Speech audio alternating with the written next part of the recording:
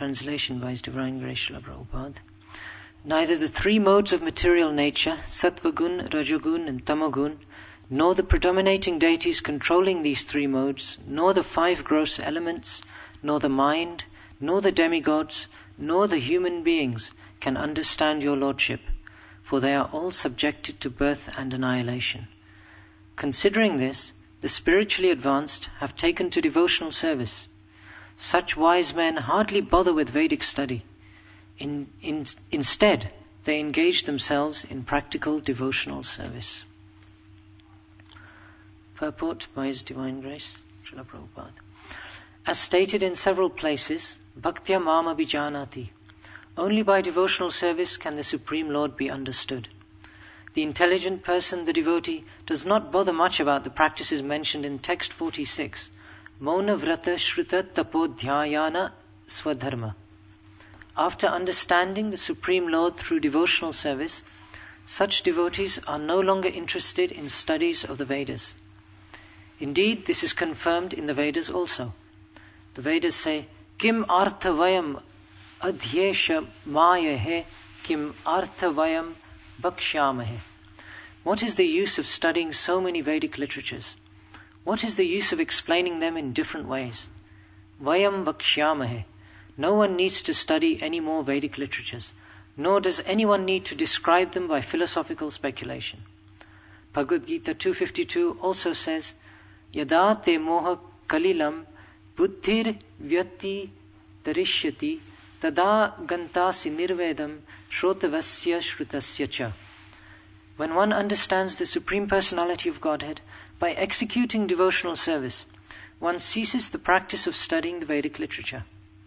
Elsewhere it is said, Aradhito yadi haris tapasa tata kim. If one can understand the Supreme Personality of Godhead and engage in His service, there is no more need of severe austerities, penances, and so on. However, if after performing severe austerities and penances, one does not understand the Supreme Personality of Godhead, such practices are useless. Srila Prabhupada ki. Om Jnana Timirandasya Jnananjana Shalakaya Chakshurana Tasmai Shri Gurave Namaha. So this is an interesting verse. Perhaps we could just stop the class now. Any questions? Yes, this is one verse which can be wrongly interpreted and perhaps used by different people for different purposes. Those who perhaps don't like to read and study Srila Prabhupada's books may use this to explain how they don't need to.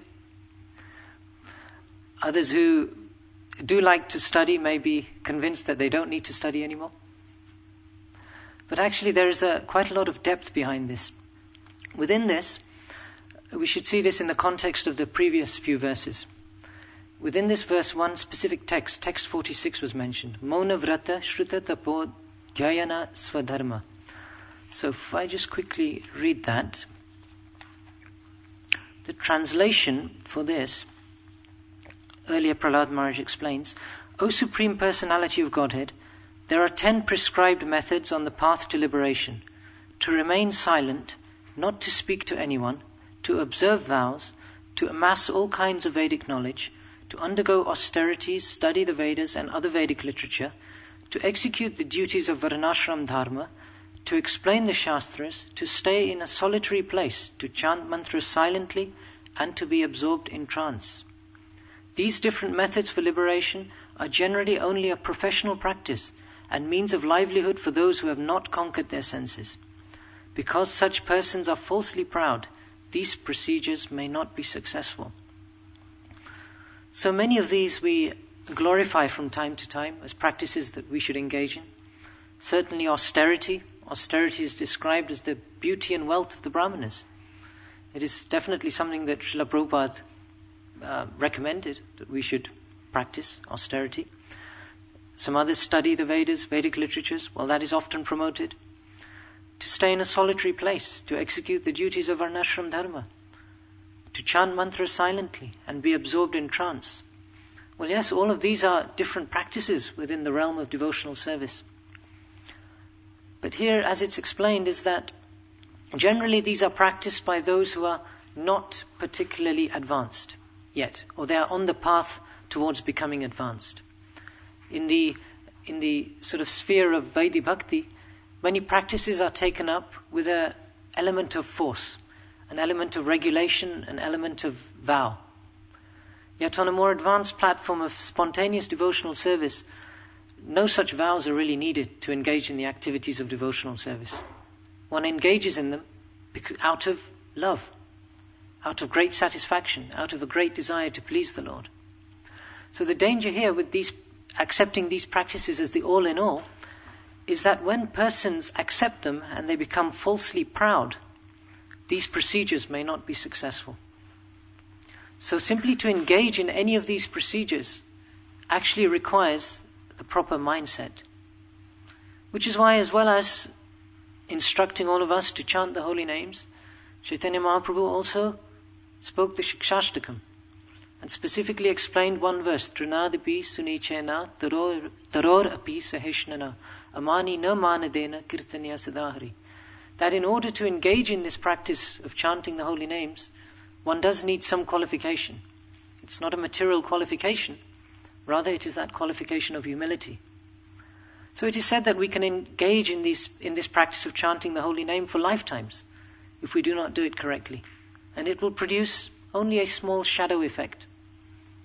The real essence of that holy name will not manifest. So from this verse we see Prahlad Maharaj is strongly highlighting some common misconceptions that take place in devotional life. And during the next couple of verses he progresses up to the quite astounding verse for today, which effectively says that advanced persons simply don't bother to study the Vedic literature. Now this all has to be definitely taken in context. Now the different Vedic literatures themselves, as one was mentioned here, do explain kim arthavayam adhyeshyamahe kim arthavayam vyakshamahe. What is the use of studying so many Vedic literatures? Yet they are studied, they are practiced, they are accepted by those who are on the path of purification. However, once one gets that deep taste for devotional service, then gradually some of these mechanical processes are slowly abandoned. We should also perhaps distinguish between a dry academic study of Vedic literature and actually studying and worshipping specific literatures, the Bhakti Shastras. Now the practice of Bhakti is very much promoted here. And the study of specific Bhakti Shastras is definitely a part of that process of Bhakti. If we simply look at the activities, the lifestyle of the 6 Goswamis, studying the Bhakti Shastras and writing them, composing them, explaining them, was actually one of their main activities. So what type of literature is it recommended that we don't engage too much time to studying? Well, that would be the standard Vedas, some of the Puranas, Itihasas, those which describe in a very mechanical way the makeup of this world. They include different sections which describe different aspects of science, warfare, governing this country, governing the world, different instructions for rulers, different ways by which people who are largely in the modes of passion and ignorance can be gradually elevated through different aspects of demigod worship, up to a level by which they may eventually engage in devotional service.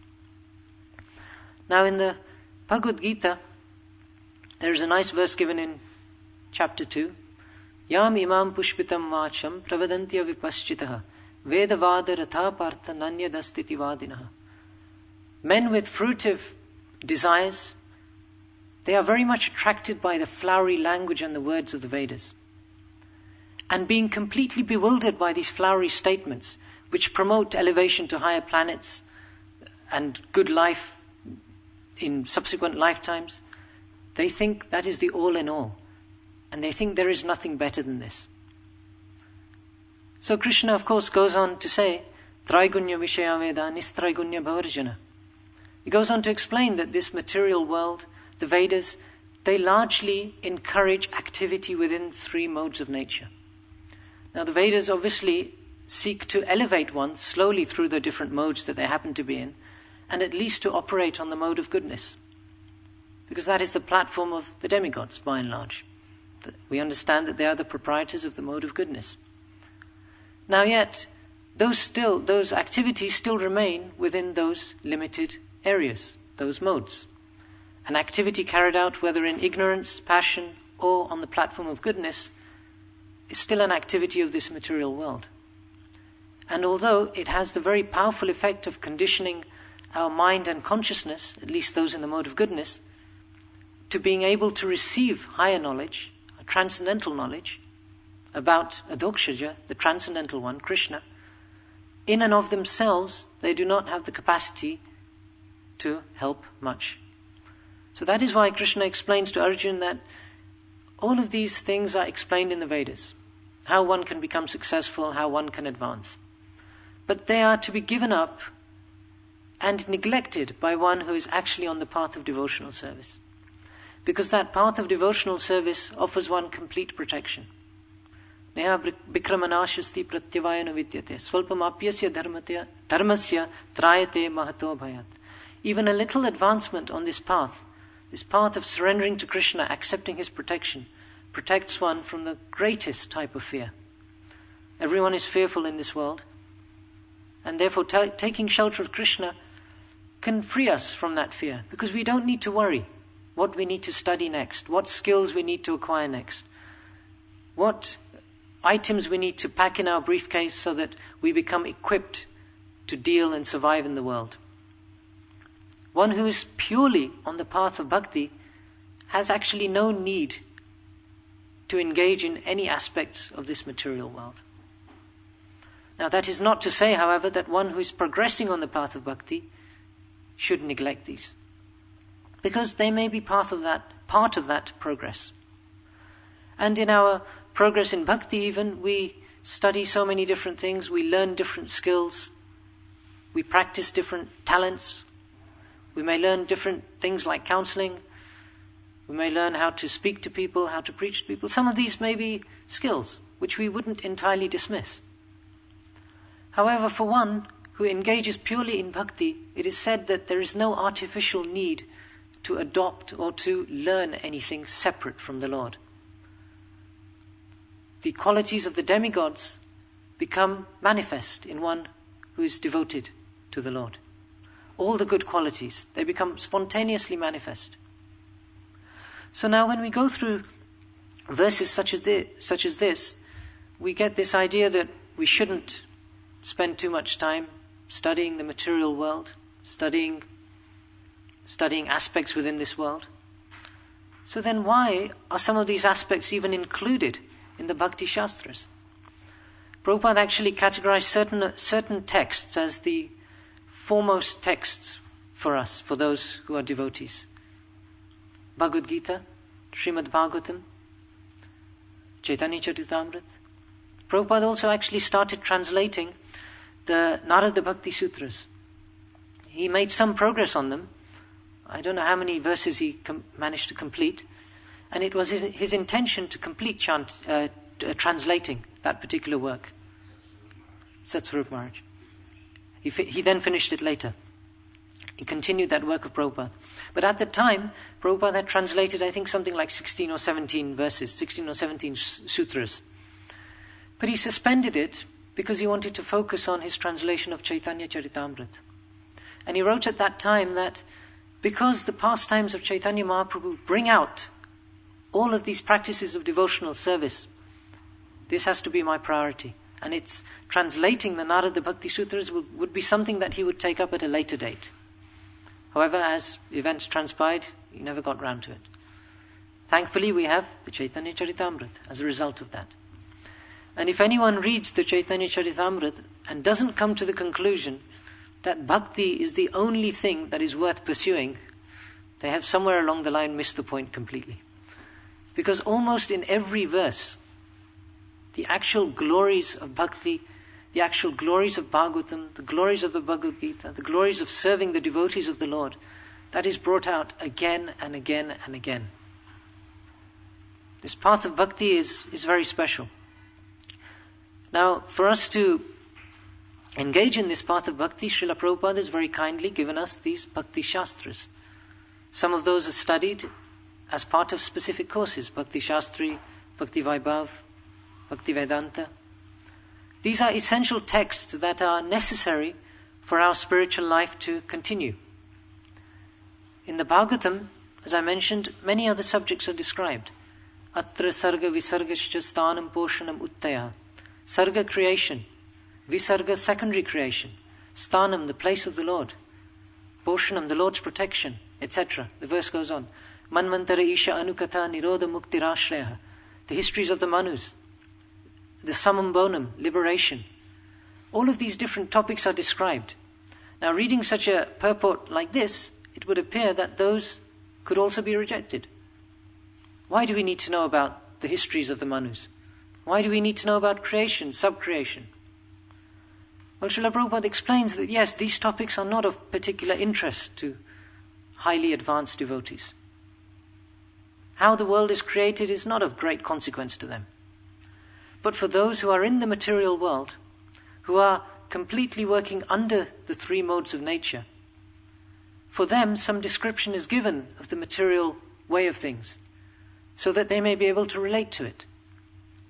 And then once they're able to relate to it, they can gradually advance using different aspects of the material creation as a way to see Krishna.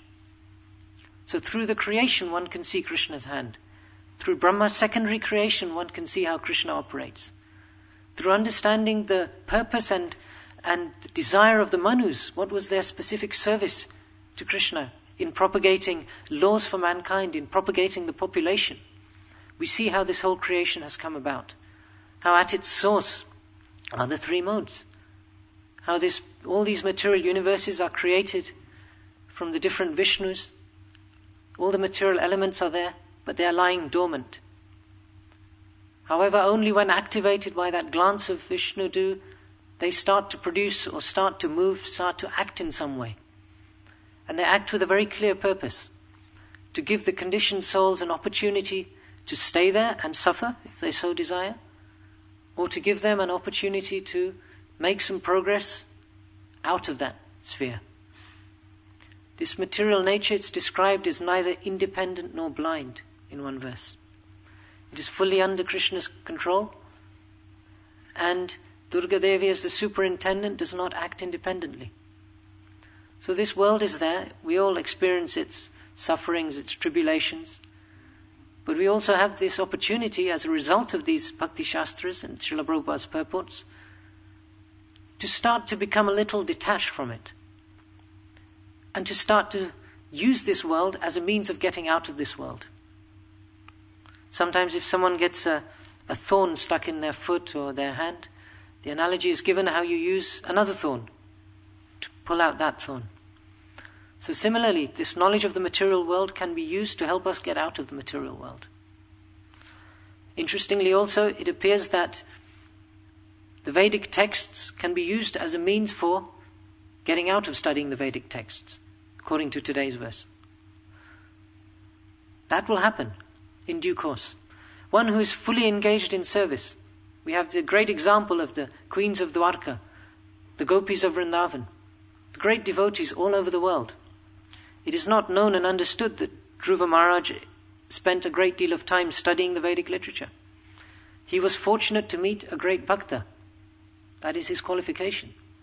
He met Narad Muni, who explained to him a very simple process by which he could fashion an image of the Lord out of simple materials available in the locality. Worship that Lord with a specific mantra. And we all know the result that Dhruva Maharaj achieved. He obtained success. He saw the Lord personally. There are numerous examples of persons who, if they are appropriately directed, they can completely bypass this laborious, slow, accident-prone process of delving into the Vedas and slowly working their way up to a platform of goodness and then engaging in a platform of bhakti. As Prabhupada explains in this verse, Bhaktya mama bijanati. Only by devotional service can the Supreme Lord be understood. And when one engages in that devotional service, the doors to the kingdom, to his kingdom, the kingdom of God, they are open. and devotional service becomes his rightful claim. So this obviously is something that is on the platform, is accessible to those who are very advanced in that devotional service. When we use the terms devotional service, sometimes we prioritize the service. But that word devotion is actually a key also. In this mundane world, there are many types of service going on. Many philanthropic activities take place, many charitable activities. If you look around, up and down the country, so many groups are engaged in different charitable activities, in this country, abroad. That is definitely service to humanity. Different types of service are described. In the Shastras, it is recommended that those who wish to engage in philanthropy should engage in digging wells, building roads, planting trees, etc. These are recommended for followers of the Vedic civilization. Now, this service does not automatically become devotional service. It is definitely higher than the general tendency, which is not to serve, which is that I am the master of everything. To serve, I can never be a servant. Of course, all these people are helplessly serving anyway, because they are serving either willingly under the Lord's plan or helplessly under the Lord's plan. Nothing happens without the Lord's sanction, and everyone follows his path in all respects. So everyone serves anyway, yet people foolishly think they are not serving. They think they are simply doing whatever they want to do. Even in that statement, they've forgotten that they are simply serving their mind and senses, because they think that they themselves are the mind and senses. But yet they have completely forgotten. It is simply a type of bewilderment, that they fail to see that these are aspects of their makeup which are distinct from their real identity as a spirit soul. Most people do walk around thinking they are the mind and senses. And therefore this verse does encourage that the five, specifically it refers to activities of the five gross elements, the mind, the demigods, and human beings under all of those things. So most people are under those things. And sometimes those human beings who are so used to serving themselves, out of a desire to elevate themselves, they serve others. So that is an activity on the mode of goodness, if done appropriately. Even the Gita explains how sometimes charity can be given in ignorance, charity can be given in passion, charity can be given in goodness. Now, how can that service be transformed into devotional service? That requires devotion. Now, what is devotion? Maybe we just have a few ideas. What is devotion? There are quite a few words which are similar to devotion, well, perhaps less than devotion.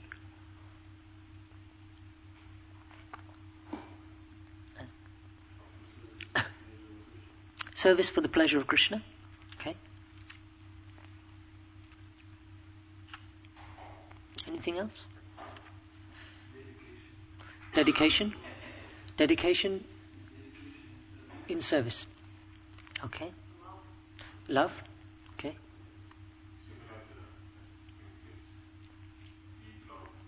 Deep love. Okay. And final. Following instructions. Yes. If you follow the instructions of someone who is engaged in devotional service, then you pick up the ability to do devotional service.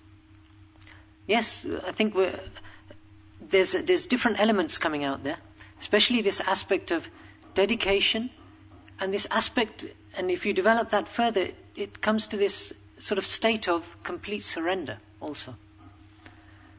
We see in this world some people are devoted to different things. Some are devoted to their business. Say they're starting a new company and they're devoted to that. Now what does that actually mean? It means that night and day they will be thinking how to improve that business. They will do whatever is needed. They will sacrifice whatever is needed. They will put all their energies, abilities, they will acquire energies and abilities they don't have in order to achieve that goal. That is devotion.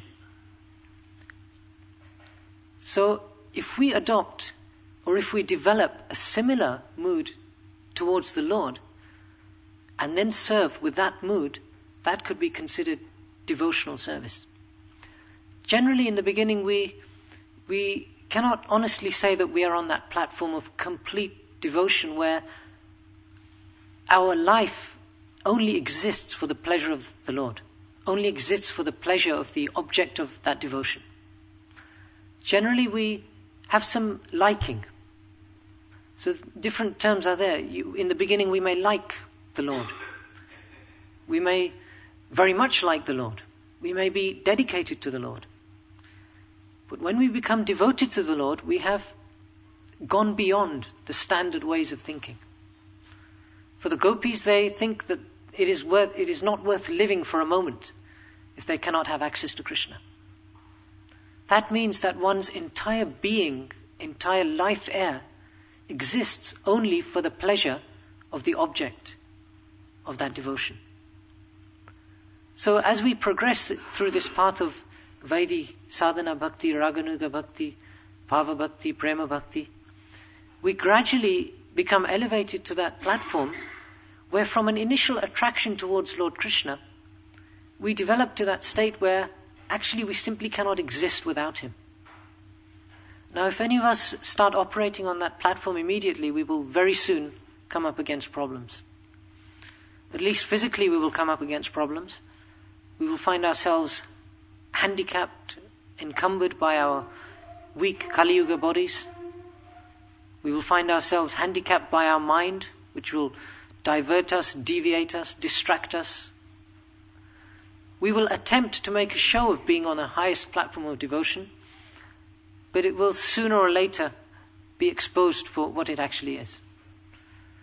So better, according to the Gita, that we gradually try to control the senses in devotion to the Lord. Shri Shri Radha Gokulananda ki jai. One who restricts the senses and their activities, but whose mind dwells on sense objects, is simply a pretender. Verse in the Gita. So when one is fully devoted, one is on that platform of full devotion, as Bhagavatam explains, and the Goswamis also reiterate this, that one's advancement can be metered or measured according to how much attracted and devoted one comes to the Lord, and simultaneously how detached one becomes from this material world. If our attraction for the Lord is increasing day by day, that is excellent. Simultaneously, however, our attraction for material things should also decrease. Our desire for different aspects of this world, the different reasons we sometimes approach the Lord. Chaturvidha bhajante mam jana sukritin orjana artha jignasu artha arti jnanicha bharatarshava. Any of those four, the desire for relief from distress, the desire for something material, the desire for knowledge, the desire to meditate on the Lord even meditating on the Lord in an impersonal sense is not encouraged in the path of bhakti. Because at the heart of bhakti is the idea, the reality that God is actually a person. Bhakti very much is dependent upon the existence of a real person who has likes, dislikes, desires. It is not a very neutral or, how can you say, impersonal platform.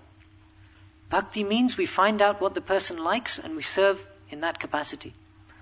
Then that may please the person. If our very aim is to please the object of our devotion, even if sometimes we think that this may not please the person. An example is the gopis. When they were informed that they needed, some dust was required from their feet to satisfy Krishna's headache.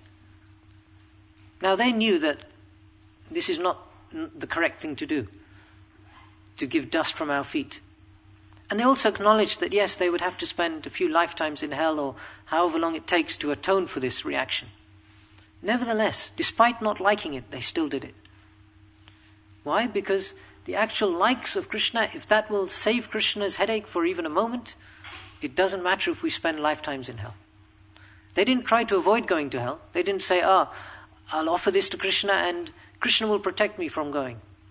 No, the mood of a devotee is that they will do whatever the Lord pleases, and they will take upon themselves whatever the consequences of that are. That is devotion. If we offer something to the Lord, but at the same time demand something, whether it's something simple as protection. Now, devotees always seek protection from the Lord. And certainly we are encouraged, if ever we feel a need for protection, definitely we repose that need in the Lord. That is completely bona fide. However, on a very high platform, such as the platform Prahlad Maharaj is speaking, one doesn't even think of their own protection. Through Prahlad Maharaj's adventures earlier with Hiranyakashipu, how often do we hear accounts of Prahlad Maharaj furiously praying to the Lord, protect me, protect me, protect me. No, that is just simply an understood part of his consciousness, that the Lord's protection is simply there. It's just guaranteed. I don't need to think about it. Haridas Thakur, when he was beaten in all the marketplaces, he was chanting Krishna's names. Now, there is no record that he was furiously praying to the Lord to be protected. Rather, what was the prayer in his mind? The prayer in his mind was, please deliver these people and excuse their offenses towards me. So the Lord understood that this was the mood of Haridas, and he very happily offered that protection. Just as when Nityananda was hit by that pot thrown by Jagai and Madai, he was thinking, forgive him, forgive him.